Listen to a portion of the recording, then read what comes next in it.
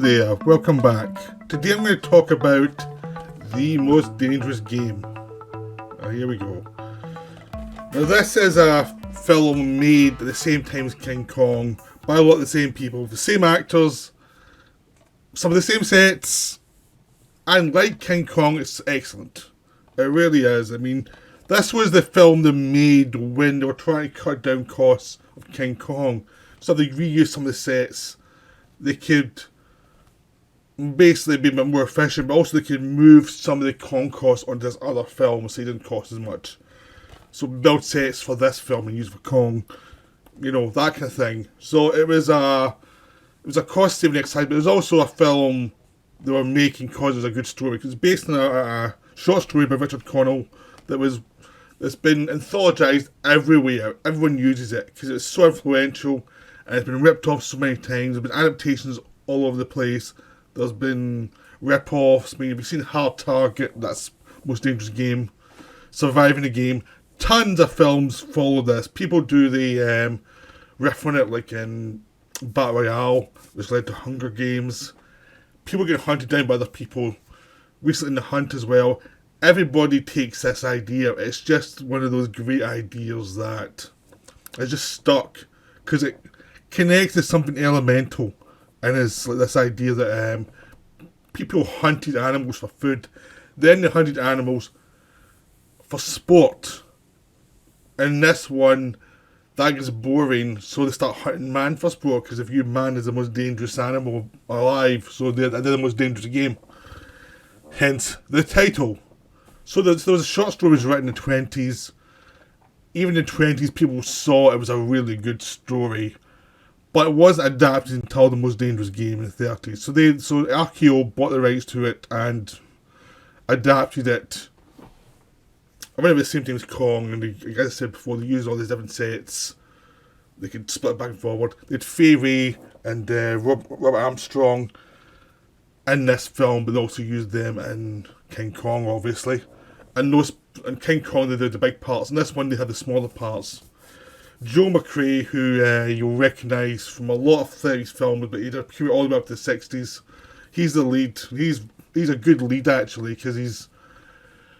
One of the things in 30s movies is certain actors who played the lead could either be insecure and be a bit too macho, a bit too annoying, or they could be weak. He manages to be a guy who's always a thinking guy, but he can defend himself. So he gets the mix down right. So that's a good thing for this character. I mean, the character's not that deep as a character, but you need some of those two elements. Somebody can think, but also can act. You need both of them in this part, otherwise it will not work. But the big part, the part that everyone's probably want to have, is the Leslie Banks character, Count Zarko, who's the guy who's doing the hunt. He's the one with all the big speeches. He's the one who gets he gets to chew the scenery. It's the part of the film, but some films just have one part that everyone would love to play. I mean, according to the commentary in this, because this edition by Eureka has a Kim Newman, Stephen Jones commentary. Apparently, the lead Bruce Cabot of King Kong wanted the part of Zuko Zarko, and even did a photograph to show how he'd look. But they met to Leslie Banks, who's not an actor who did a lot of horror, but he did this one, and that's the thing. One good part and one movie can make your reputation. I mean, if you look at Alan Rickman with Die Hard, he dined off that one part for 20 years afterwards. There's so many. I mean, that part allowed him to play other things, and then go back to play a Hollywood villain or a Hollywood suspicious guy every so often, make a packet. You know, that's the act. Leslie Banks didn't do that. He actually went back to Britain and did other films, but if he stayed in America, he could have been a villain for almost anything, because he's so good in this, and it is the part of the film. So I'll explain the basic plot, even though I've pretty much explained it. It's Manhunt and Man. Joe McCrea's character is in a ship that crashes into the rocks. because of the there was this thing at the time where there were shipping lanes that would make it easier for people to spot where was a safe place if you're going near land. And you'd have these lights, so you know, go between these lights and you'll be safe. Well, the Count has moved those so that we'll put them into rocks so he can get the survivors and actually survivors from the shark-infested waters. Anyone who survives the sharks and they get onto land, they have to deal with the Count. Now, the Count first dines them and welcomes them into his home and gets them all, like, recovering from the trauma of the wreckage. At that point, he'll show them his dungeon, which is where all his human heads are, and he lets them know that he intends to hunt them. And if they survive till dawn, he will let them go. He's got a ship, he will let them go. But if they do not, basically, if he catches them, they're going to die. And no one has ever survived. Now, Joe McCrea plays a big game hunter who's very knowledgeable of this. So, the idea, when he arrives, initially, Zarko wants to actually make him part of the hunt on his side, because he's such a great big hunter. And he's like, he's the one hunter Zarko actually realises is probably better than him. But McCrea refuses, so he becomes hunted, and him and Fay Ray essentially are getting hunted for the last third of the film. But until then, it's atmospheric build-up. It's the sense of the first third is the crash of the ship and getting onto the island and meeting the people. The next third is something's wrong. Fay Ray hints to McCrea early on, there's something up here. Stuff's not right here. This guy's not that good. So that next third is the sense of something's wrong. And the final third of the film is the hunt. Now, the hunt's the thing that makes this film's reputation. But the stuff before it really works too. I mean, you get a whole different cast on the ship for but one scene. But they start building them up. So you'd assume that some of these guys are going to survive the crash. No, they get wiped out. And it sends you this message that anyone can die in this film. I mean, you've got your lead character, but anyone who's not the lead character can die. And it pays off later on when you think the lead has died, because they've killed off so many people early on that you kind of liked really early on. That the film is said, look, we're going to be brutal with this. We're going to be really brutal. And then in the middle section, you meet Robert Armstrong and Fay Ray as brother and sister. And Robert Armstrong plays a character who's a drunk. He's a layabout. He's stupid. But he's likeable because of who's playing him. Robert Armstrong's always going to be likeable, even if he's playing a character who might not be likeable. So, even though you know this guy's a waster, he's annoying, you still like him. So, and you know that as soon as Fay Ray said, something's up here, even though the title of the film tells you something's up, but you know he's dead. And you know that the Count's playing with him.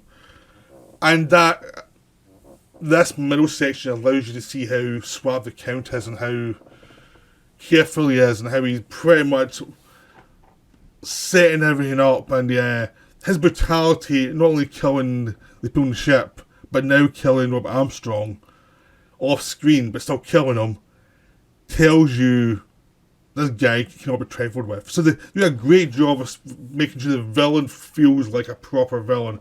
He has no sentimentality. He's in with the hunt. He needs to prove his manhood. He was a Russian count who escaped from Russia before the revolution with his money. And now he has to... he's obviously something about that. The fact that he's thrown his own home has really got to him. But he'll never admit to that. But he's hunted all over the world.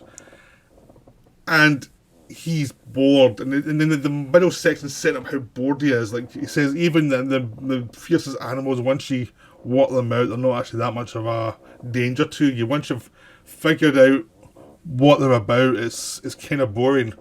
And he even made it difficult for himself by hunting with arrows, bow and arrows, rather than rifles. So he's doing lots of stuff to make it more interesting, get adrenaline going. He's an adrenaline junkie whose high no longer has effect, and he needs that high to find something in his life to make his life worth living.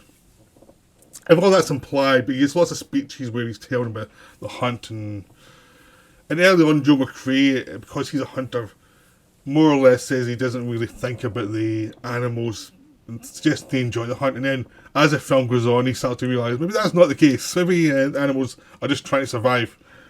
Maybe my mentality might have been a bit dodgy.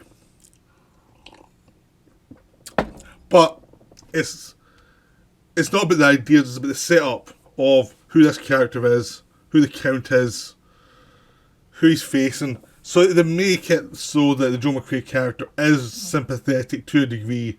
Nowadays, because he's a big game hunter, that would be less sympathetic. But at that time, that was something that men of a certain that era did. That was what they did.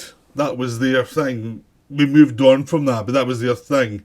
So if you take it as a dated film and don't get all sensitive about it, you'll understand the character is just a part of his time, really. To him, this is his way of proving how good he was, how clever he was.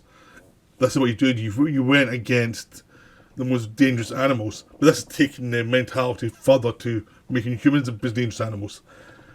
So you have this whole first 2/3 of the setup, the crash, the setup, the slowly evolving of the relationship between McCrea and the Count, and eventually you get to the point where they go down to the dungeon and see all these human heads and realising the hunt is about to begin. It's going to be McCrea against Leslie Banks, and that's where the fun begins.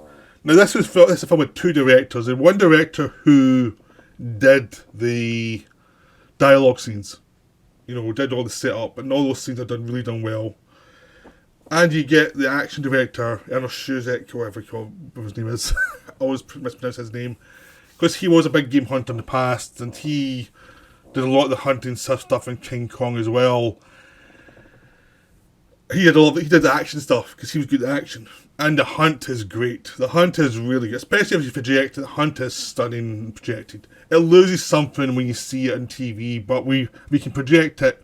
You're in for a real treat. It's effective on TV, but not as effective, because just the shots, the way they set up, the way the pacing of the hunt is, and how dangerous it is, and how it slowly evolves. So it's not just a chase; it's like a chase through different environments, where because McCrea's a good hunter, he finds different ways to try and trick Banks, and then Banks realises he's up against someone who's tougher than expected. Even though he was a big game hunter, even with a knife, Banks realises this guy's really dangerous, so he starts to cheat.